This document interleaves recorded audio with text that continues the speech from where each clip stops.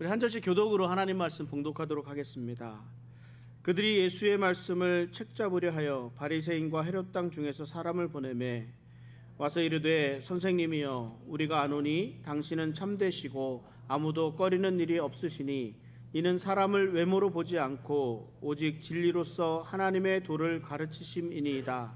가이사에게 세금을 바치는 것이 옳으니까 옳지 아니하니까 우리가 바치리이까 말리이까 한데 예수께서 그 외식함을 아시고 이르시되 어찌하여 나를 시험하느냐 데나리온 하나를 가져다가 내게 보이라 하시니 가져왔거늘 예수께서 이르시되 이 형상과 이 글이 누구의 것이냐 이르되 가이사의 것이니이다. 함께 읽습니다. 이에 예수께서 이르시되 가이사의 것은 가이사에게 하나님의 것은 하나님께 바치라 하시니 그들이 예수께 대하여 매우 놀랍게 여기더라. 아멘. 우리가 누군가에게 이 질문이라는 것을 하게 될 때에는 여러 가지 목적을 가지고 있습니다. 내가 모르는 것을 알고자 할 때 질문하게 되고 또 내가 알고 있는 것을 누군가에게 설명할 때 이 질문이라는 방법을 통해서 길을 안내해 주기도 합니다. 공부를 잘하는 학생의 특징이 무엇인가 보니까 질문을 잘하는 학생들이 공부를 잘하는 그런 성향이 있는 것을 보게 됩니다.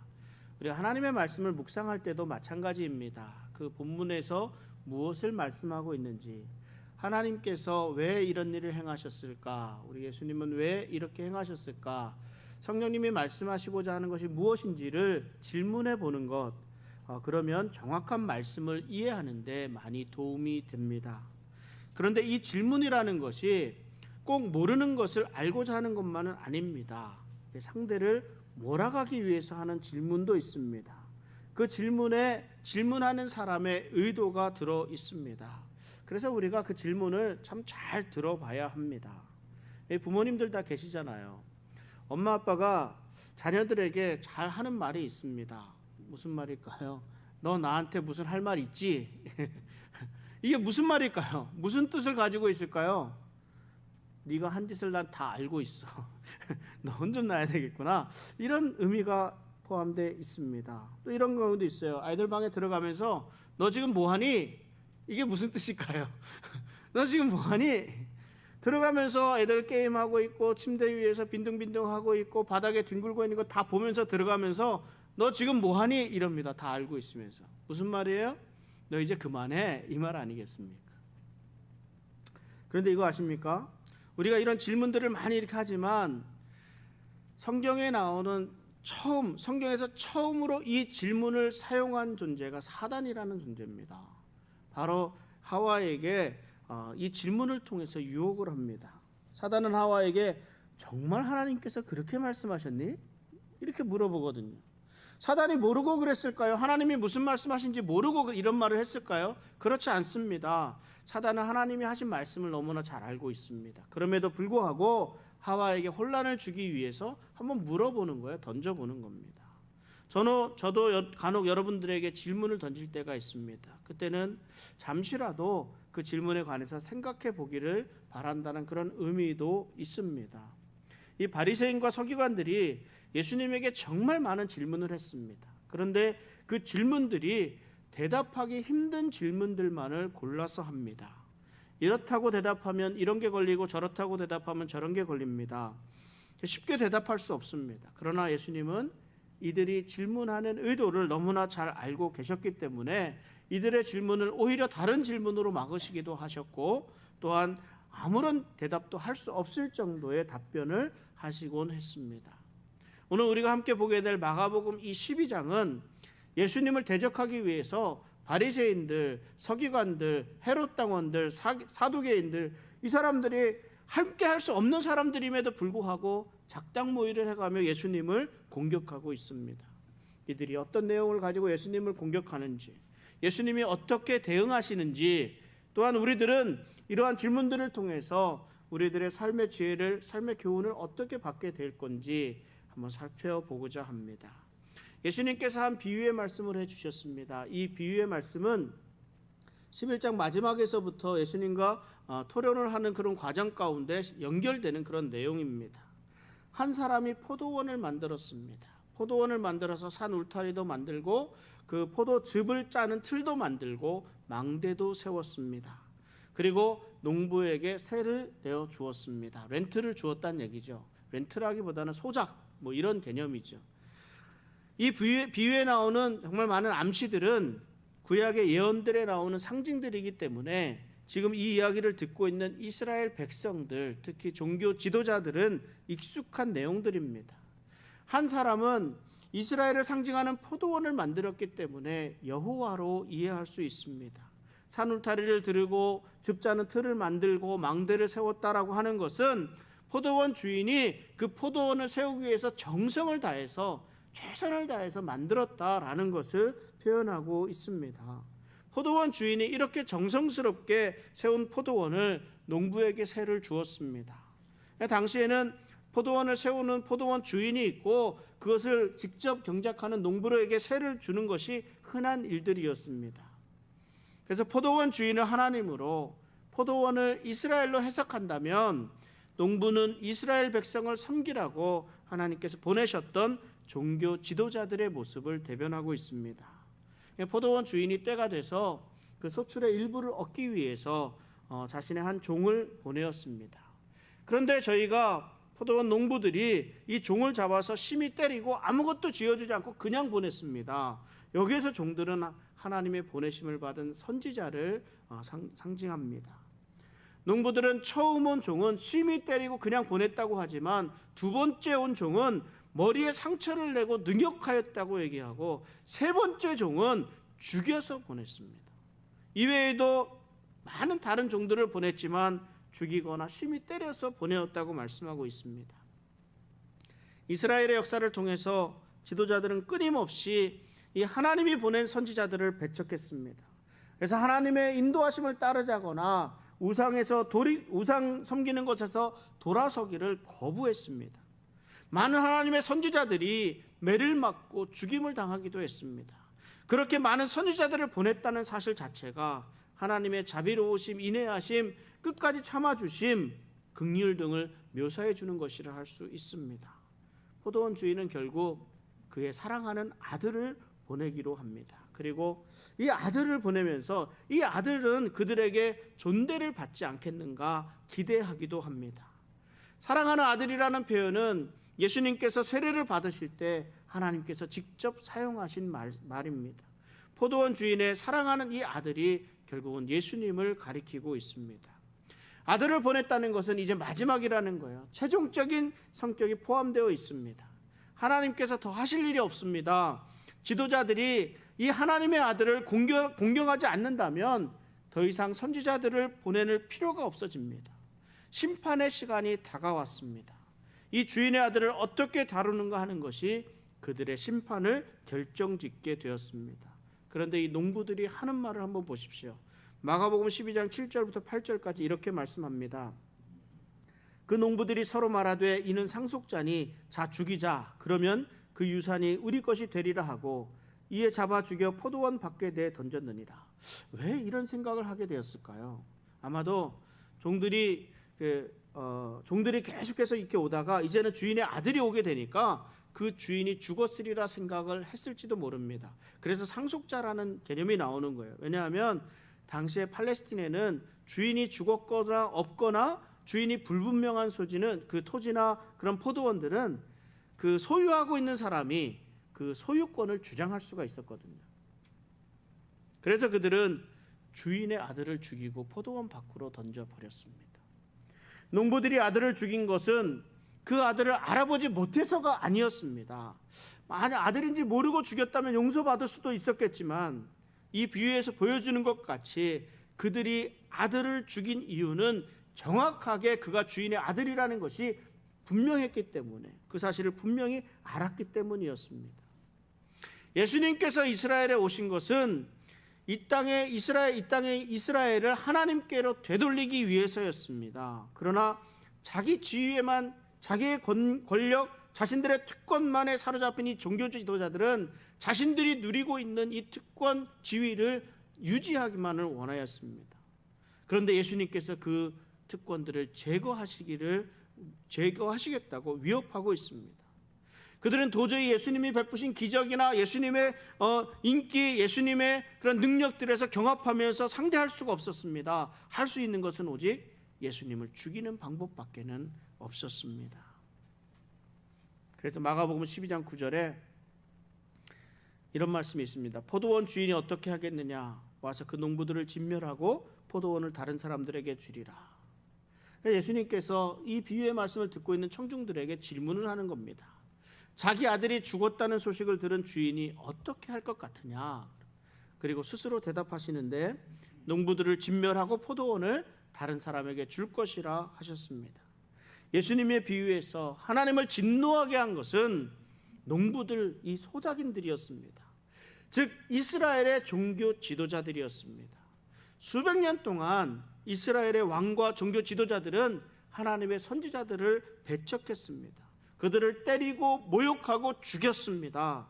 최근에는 세례 요한마저도 이스라엘의 지도자들에게 배척을 당했고 뿐만 아니라 이 땅에 오신 예수님조차도, 하나님의 사랑하는 아들인 예수님조차도 이 종교 지도자들에게 대적당하고 있고 배척당하였습니다. 그리고 마땅히 죽어야 할 자로 여김을 받고 있는 상황입니다. 그래서 예수님은 이 유대 종교 지도자들이 그 선지자들과 그 아들을 배척함으로써 하나님을 배반했기 때문에 그 죽음에 대한 책임이 이들에게 있다 말씀하십니다. 그리고 포도원을 다른 사람들에게 주리라 하시는 이 구절 또한 하나님께서 내리시는 복이 이제는 이방인들에게까지 넘어갈 것을 의미하고 있습니다. 그리고 이 책임 또한 종교 지도자들에게 있다라고 말씀하고 있습니다. 종교 지도자들이 누굽니까? 대제사장들, 서기관들, 장로들입니다. 이들은 예수님의 이 비유의 말씀을 잘 알고 있었습니다. 그들은 지금 예수님이 당신이 하나님이심을 이렇게 말씀하고 계시다는 것, 또 자기 자신들과 자신들의 중심으로 이루어진 이 종교 시스템에 대한 심판을 예언하고 계시다는 것, 하나님의 복이 자신들이 증오하는 이방인들에게로 옮겨갈 것을 지금 말씀하고 계신다는 것, 이러한 사실들을 너무나 잘 알고 있었습니다. 그래서 예수님을 잡고자 했지만 예수님을 따르는 무리들이 많기 때문에 두려워서 아무런 행동도 취하지 못하고 그냥 가버렸습니다. 이렇듯 예수님과 이 종교 지도자들 간의 사이는 마지막을 향해 달려가고 있습니다. 이 무리들로 인해서 아무런 행동을 하지 못했지만 이들은 여전히 호시탐탐 예수님의 말씀을 책잡으려 합니다. 그러니까 우리가 오늘 읽은 본문인 13절부터 있는 내용들을 보면 코리안 신학자는 이 과정을 고양이와 쥐라고 이렇게 표현하기도 했습니다. 그 고양이와 쥐와의 싸움이 시작되었다, 이런 표현을 썼죠. 바리새인들이 예수님에게 질문할 때마다 예수님은 그 어떤 답을 하더라도 곤란할 수밖에 없도록 그들을 만드셨습니다. 이제 바리새인들이 또 같은 방법을 가지고 예수님을 공격해 들어오는데 예수님이 어떤 대답을 하셔도 신성모독이 아니면 또 반역죄, 로마에 대한 반역죄에 해당되는 그런 대답을 할 수밖에 없는 질문을 던집니다. 그런데 이때 종교 지도자들이 보낸 사람들을 성경은 바리새인과 헤롯 당원들이라 말씀합니다. 헤롯 당원들과 바리새인들은 실제로 물과 기름과 같은 사이입니다. 이 헤롯 당원들은 당시 파렴치하고 사악한 이 헤롯 왕에게 충성하던 사람들입니다. 이들의 관심은 오직 정치적인 입장밖에 없었습니다. 종교적인 것에는 관심도 없었습니다. 그런데 또 반대로 이 바리새인들은 정치에는 관심 없고요, 오로지 종교적인 열심에 대단했던 사람들입니다. 둘이 물과 기름 사이로 가까울 수가 없는데 공공의적인 예수님으로 인해서 하나가 된 겁니다. 마가복음 12장 14절에 이들이 이렇게 말씀하고 있습니다. 와서 이르되 선생님이여 우리가 아노니 당신은 참되시고 아무도 꺼리는 일이 없으시니 이는 사람을 외모로 보지 않고 오직 진리로서 하나님의 도를 가르치심이니이다. 가이사에게 세금을 바치는 것이 옳으니까 옳지 아니하니까. 이들이 예수님에게 하는 말을 보십시오. 처음에는 아첨하는 말을 합니다. 사람을 외모로 보지 않는다라는 것은 당시에 찾아보기 힘든 인격적으로 편협하지 않고 인격적으로 완성되었다라는 것을 표현하는 말입니다. 예수님을 한껏 올려드린 후에 결정적인 한 방을 담은 질문을 합니다. 가이사에게 세금을 바치는 것이 옳으니까 옳지 아니하니까. 그래서 이어서 15절 상반절에 우리가 바치리까 말리까 말씀하소서 이렇게 확 질문을 하는 겁니다. 그런데 한번 생각해 보면 당시에 이들이 내야 될 그 세금이라는 것은요 1년에 한 데나리온이었습니다. 이 한 데나리온이라는 세금은, 데나리온이라는 금액은 일반 사람들이 하루 벌어서 벌을 수 있는 그런 금액이에요. 그러니까 어떻게 생각하면 그게 큰 금액은 되지 않습니다. 그러니까 어떤 분들은 그냥 세금 당연히 내야 되는 거니까 내면 되지 않느냐라고 단순하게 생각할 수도 있습니다. 그러나 이 세금을 내는 문제가 미묘한 정치적인 입장 때문에 내기도 그렇고 안 내기도 그런 묘한 상황이 되어 있습니다. 이 세금이 주 6년에 이스라엘 왕이 보좌에서 쫓겨난 이후부터 낸 세금이 되기 때문에 그렇습니다. 이스라엘 왕에게 내는 세금이 아니라 로마 황제에게 가는 세금이 되기 때문에 그렇습니다. 그래서 이 세금을 낸다는 것은 이스라엘의 자유를 사랑하는 사람들에게는 외세의 지배를 상징했다라는 그런 의미가 있습니다.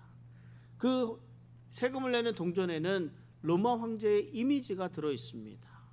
그래서 이것으로 바치었기 때문에 새긴 우상을 섬겨서는 안 되었던 이스라엘 백성들은 그 두 번째 계명으로 인해서 이 황제가 새겨진 얼굴을 담고 있는 그 동전은 이스라엘 사람들에게는 가까이 하기 어려운 역겨운 존재임에 틀림없었습니다. 참 대답하기 곤란한 이유가 있습니다. 그러니까 만약 예수님이 세금을 내지 말라고 하면 로마에 대한 반역죄가 됩니다. 세금을 내라 하면은 예수님을 따르던 이스라엘의 많은 사람들이 예수님에게서 등을 돌리게 될 상황이 되었습니다.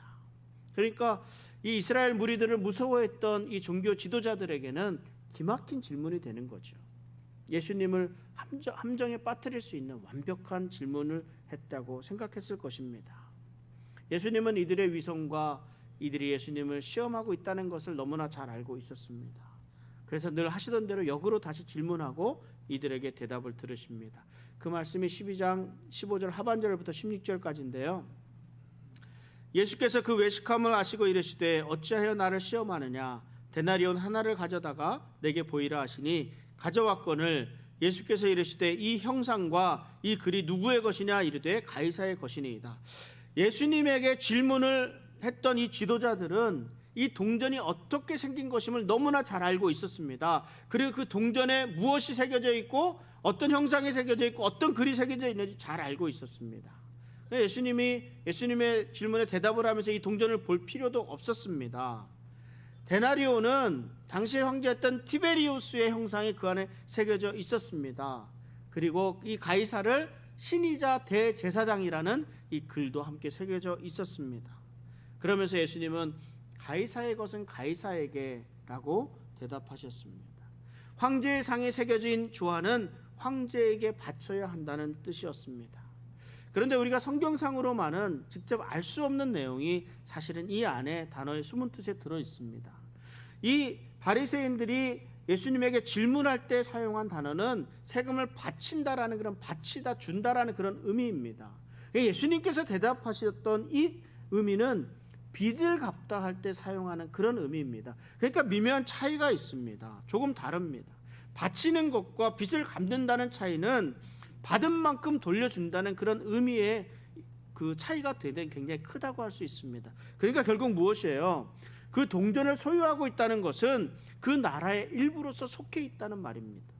그럴 경우 시민들은 가이사의 권세를 인정하고 로마 제국이 주는 그런 혜택에 대한 대가를 지불해야 한다는 것과 같은 의미를 가지고 있습니다.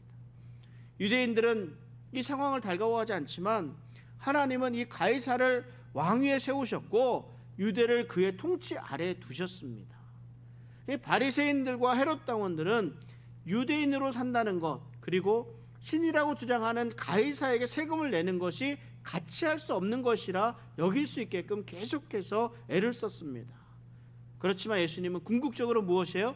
이 세상은 하나님이 다스리시는 세상이다. 그렇기 때문에 이 문제가 결코 양립할 수 없는 것은 아니라고 설명하고 있는 겁니다. 그러나 세금을 낸다는 것으로 황제가 요구했던 신격화하는 것에 복종하는 것을 의미하지는 않습니다. 가이사에게는 세금을 받아들일 권리가 있었지만 그들의 영혼까지 소유할 권리는 없었습니다. 유대인들에게는 하나님의 것은 하나님에게 바쳐야 하는 책임이 있었습니다. 로마 세계에 사는 동안 유대인들은 로마의 복종과 하나님에 대한 책임이라는 이중적인 현실에 직면해야 했습니다. 이러한 때에 우선순위를 분명히 한다면 둘이 함께 양립할 수 있다고 예수님이 설명하고 있는 겁니다. 우리는 하나님 나라의 백성입니다. 하나님 나라의 백성으로 이중적인 시민권을 가지고 있다 할 수 있습니다. 그러므로 예수님의 이 말씀이 우리들의 삶에서 어떠한 태도를 가져야 하는지를 잘 설명해 주시고 있습니다. 나라에서 제정한 법과 질서를 잘 따르며 신앙생활해야 할 것을 말씀합니다. 그러나 이 두 권세가 충돌하게 될 경우에는 우선순위를 하나님에게 두어야 함을 우리가 잊어서는 안 될 것입니다. 가이사의 것은 가이사에게, 하나님의 것은 하나님에게 바치라는 예수님의 대답에 사람들은 아무런 말도 할 수 없었습니다. 그들이 예수님께 대하여 매우 놀랍게 여기더라. 예수님이 대적자들을 완벽하게 이기셨다는 사실을 입증해 주는 말입니다. 이후에 예수님을 곤란하게 하는 질문이 계속 이어졌습니다. 이제는 부활이 없다는 사두개인들의 질문이었습니다. 형사취수라는 율법을 내세웁니다. 형사취수라는 율법은 남편이 죽었는데 자식이 없이 죽으면 그 동생이 그 형의 아내로 취해서 상속자를 낳도록 해서 대를 잇도록 해주는 그런 율법이었습니다. 그런데 이 사두개인이 얘기를 하는데 형들이 7형제가 있었는데 그 7형제 모두 다 죽고 아내 한 사람이었다는 거예요. 그러면 죽고 나면 나중에 천국에 가면 이 여인이 누구의 아내입니까? 라고 이렇게 물어본 것입니다. 부활 때 그 중에 누구의 아내가 되겠습니까? 그러니까 말도 안 되는 일이 일어나는 상황이니까 부활은 결코 없다. 이것을 질문하고 있는 내용입니다. 예수님께서 이렇게 대답하셨습니다. 마가복음 12장 24절 25절에 예수께서 이르시되 너희가 성경도 하나님의 능력도 알지 못함으로 오해함이 아니냐. 사람이 죽은 자 가운데서 살아날 때에는 장가도 아니 가고 시집도 아니 가고 하늘에 있는 천사들과 같으니라.